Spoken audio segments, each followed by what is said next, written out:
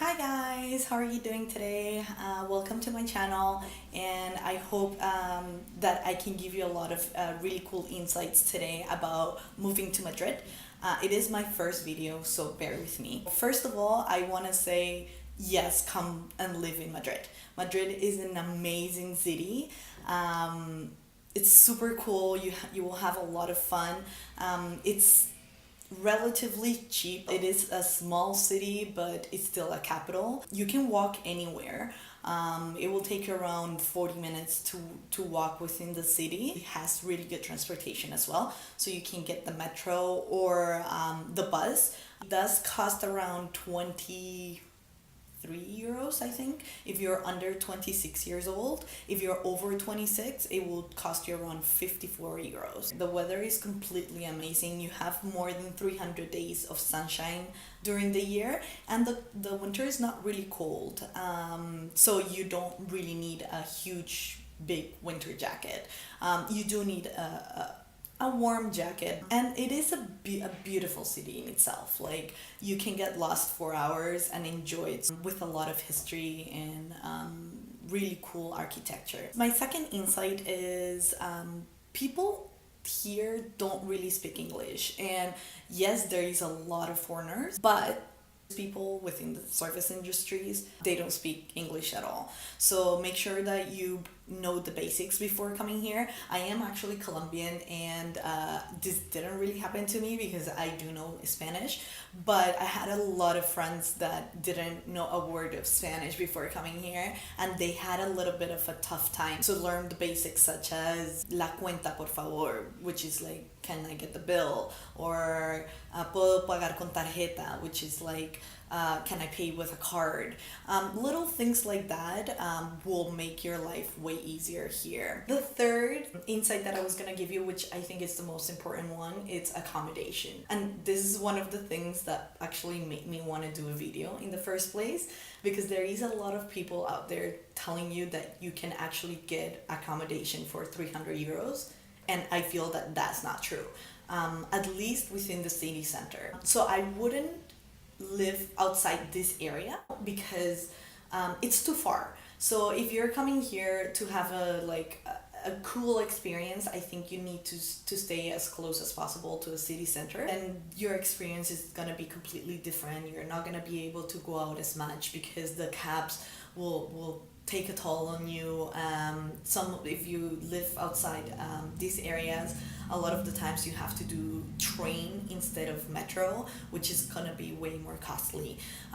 If you are from Europe, make sure, or at least try to come here and actually see the places and get an apartment before August 15. If you are from another continent, I know a lot of people recommend not to book anything before you actually see it, but in Madrid it is so competitive to get an apartment that I would say book it online, because if you get here, chances are that it will take you 3 to 5 weeks to find a good option, and 90% of the available apartments are gonna be gone. So try to do it as soon as possible. I would say at least 450 to 550 euros. It's more normal than the 300.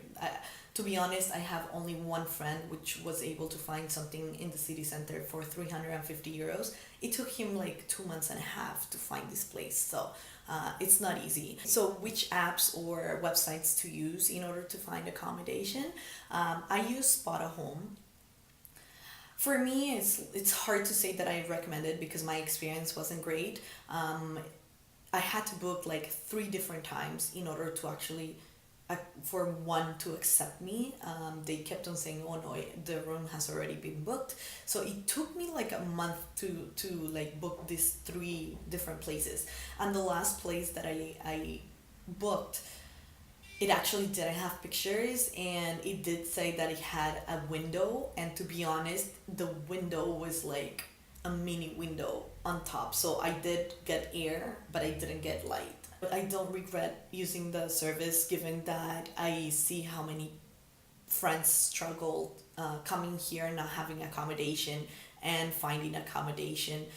And to be honest, you can end up paying for a worse place for more than if you actually book it online before you actually arrive here. Some of the neighborhoods that I would recommend living, it's La Latina, where I live. It's like an amazing place. It's super central. It can be too touristy for some of the people, but I will do a video in just like how I lived in La Latina.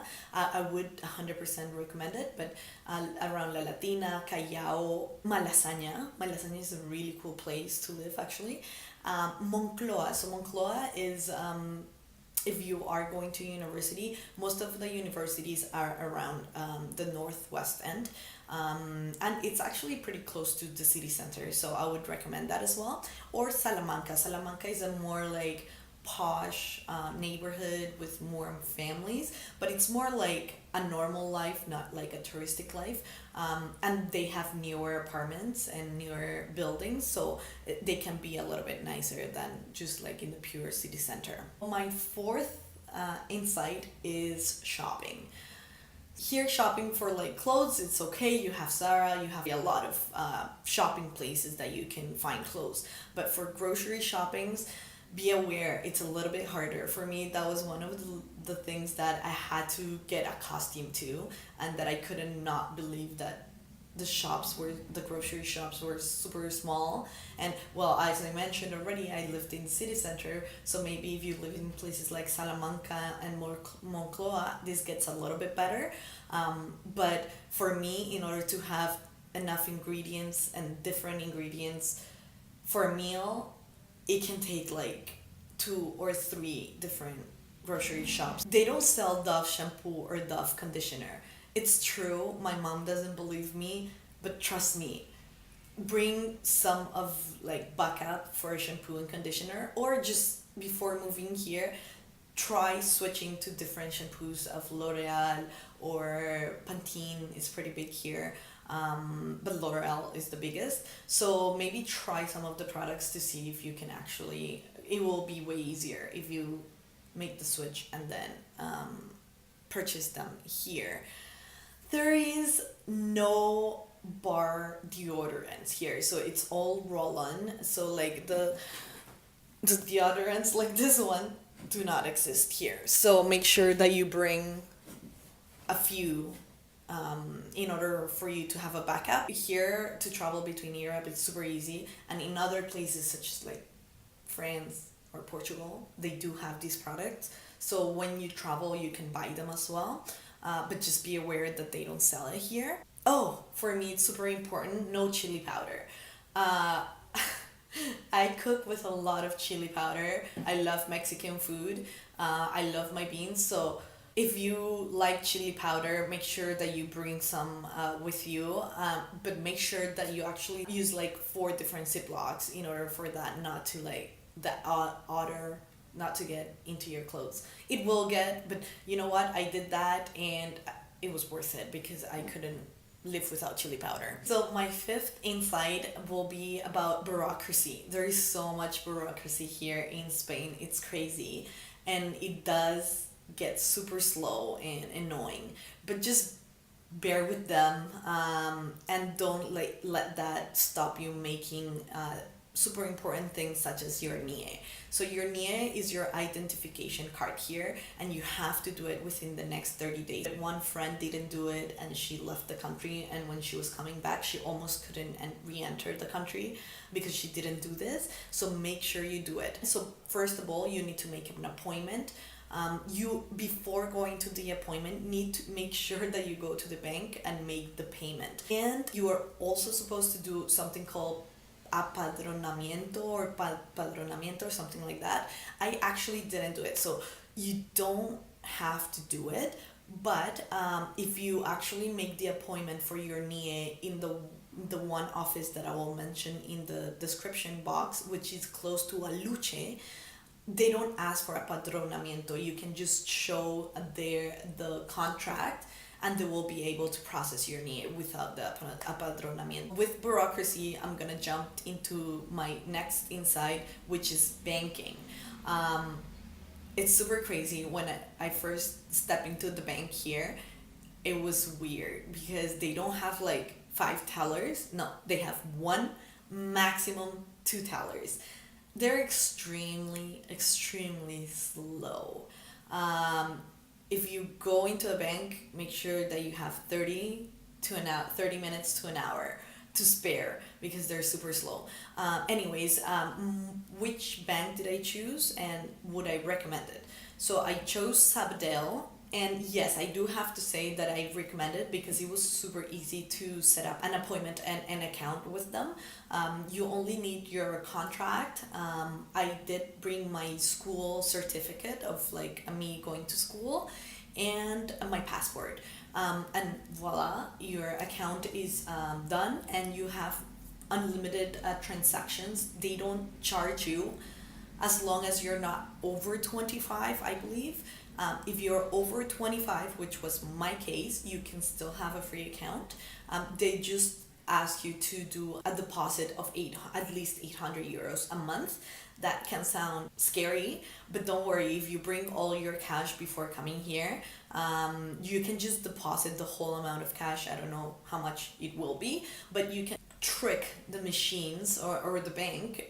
You can take out every month 800 euros and redeposit them, and that will count as your 800 euros, and you will not be charged for your account. And they do have a really cool app. It's super easy to use, so I never go to the bank itself. I do everything online, so that they're pretty good with that. And my seventh insight that I have for you guys is that if you're not really sure about your job situation, it's gonna be super hard. I'm not talking about part-timing jobs, but actually I finished my master's here and I was supposed to do an internship. It could be anywhere around the world, but I really wanted to do it here to get the whole experience here, and it was impossible. When I say impossible, well, I feel that I have a pretty good background in order to have an internship here that at least paid me 500 euros, and I couldn't. So I'm actually moving to London next week because I found an internship there, but to find an internship here, it took me like 3 months, full applications, 250 applications, and I couldn't get the job. So if you're thinking coming here in a professional basis, it might be a little bit hard, but don't get me wrong, people do get jobs here. I have a friend that she's doing an internship and they're paying her 1,000 euros. So it can be possible, but don't think that it's gonna be super easy. Okay, my 8th insight would be, if you're a single lady, you're gonna love it here. There is so many hot guys in Spain. It's crazy. I have never lived or been in a place with so much surplus of good looking men, and they actually hit on you. So they're very open, they're very friendly. So if you're single, get ready to mingle. People here are super nice, are super open, and they love to party. So if you like to party, this is your place as well. 9th, I just wanted to talk about a little bit of your budget. I will do another video to talk more in depth of the budget. I would say if you're thinking to come here with a lower budget than 1,000 euros a month, I don't think it's possible. I think that the minimum requirement will be 1,000 euros to have just enough to live okay here. Remember that rent alone can be from 400 to 600 depending of what you want. I would actually recommend for you to have 1,200 euros. So yes, you can live with 1,000 euros, but you might not be able to do as much. So I would recommend 1,200 euros. And okay, I think that's all. Thank you so much for bearing with me in my first video. I hope you enjoyed. If you have any questions or comments, just please write them in the comment area and I'll try to respond as soon as possible. If you did like the video or if I gave you good insights about moving to Madrid, please give thumbs up. And well, I hope I can see you in the next video. Have a great day, guys. Bye.